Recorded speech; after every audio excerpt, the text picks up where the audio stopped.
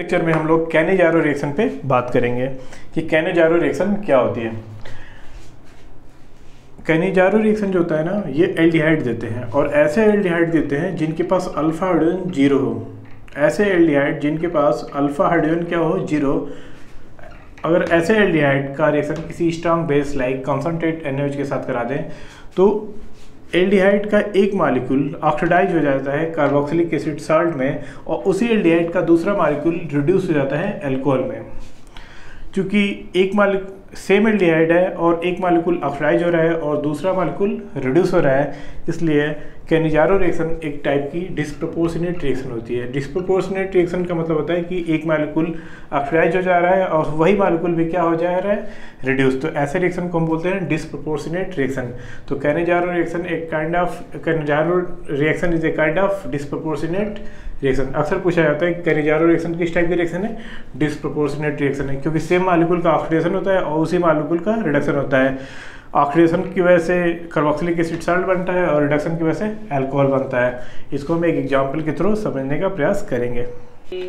हाँ, अब हम नेक्स्ट अपना एक एग्जांपल देखते हैं कैनिजारो रिएक्शन का। हमने लिया HCHO, इसका नाम है क्या, फॉर्मेल्डिहाइड है।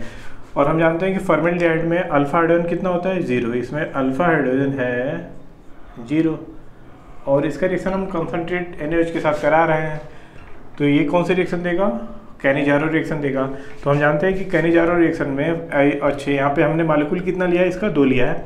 कैनिजारो रिएक्शन में सेम मालिक्यूल का ऑक्सीडेशन होता है और उसी का क्या होता है, रिडक्शन। तो अगर फॉर्मेल्डिहाइड का ऑक्सीडेशन होगा तो बनेगा फॉर्मिक एसिड का सॉल्ट, यानी कि बन जाएगा सोडियम फॉर्मेट। और जब इसका रिडक्शन होगा तो चूंकि फॉर्मेल्डिहाइड में एक कार्बन है तो रिडक्शन के बाद एक कार्बन का एल्कोहल बनेगा, तो एल्कोहल बन जाएगा होगा मेथिल एल्कोहल। दूसरा एग्जांपल देखते हैं। यहाँ पे लिया हम PHCHO, PH को बेंजीन रिंग में बोलते हैं ना, तो ये एक्चुअली ये बेंजल्डिहाइड है। ये था फॉर्मेल्डिहाइड, ये एग्जांपल में हमने लिया है बेंजल्डिहाइड। इसके पास भी अल्फा हाइड्रोजन कितना है, जीरो। अल्फा हाइड्रोजन है जीरो, तो ये भी क्या देगा, कैनिजारो रिएक्शन देगा। तो एक मालिक्यूल तो ऑक्सीडाइज होगा, तो इसका जब ऑक्सीडेशन करेंगे तो बन जाएगा PHCOONA, यानी कि सोडियम बेंजोएट बन गया। बेंजल्डिहाइड से क्या बन गया, सोडियम बेंजोएट ऑक्सीडेशन प्रोडक्ट। और जब इसका रिडक्शन होगा तो बेंजीन रिंग के साथ साथ एक कार्बन वाला और मतलब बेंजीन रिंग में 6 कार्बन और ये CHO का एक कार्बन, मतलब 7 कार्बन का एल्कोहल बनेगा। तो बन जाएगा PHCH2OH, यानी कि बेंजोइल एल्कोहल बन गया। तो यानी कि जब बेंजल्डिहाइड का रिएक्शन कंसंट्रेट NaOH के साथ कराते हैं तो 1 मालिक्यूल बेंजल्डिहाइड का ऑक्साइड हो जाता है सोडियम बेंजोएट में और उसी का दूसरा मालिक्यूल रिड्यूस हो जाएगा किसमें, बेंजोइल अल्कोहल में। इसका एक और एग्जांपल हम देखेंगे कैनिजारो रिएक्शन का। अब हमने एक और एग्जांपल देखते हैं कैनिजारो रिएक्शन से।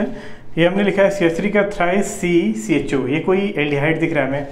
अब इसका रिएक्शन हम कराने जा रहे हैं कंसंट्रेट NaOH के साथ। अच्छा, ये जो अल्फा हाइड्रोजन कैसे चेक करते हैं, तो ये हमें दिख रहा है कि इस कंपाउंड में फंक्शनल ग्रुप है CHO। फंक्शनल ग्रुप यानी कि Sp2 कार्बन से अटैच कार्बन को क्या बोलते हैं, अल्फा कार्बन।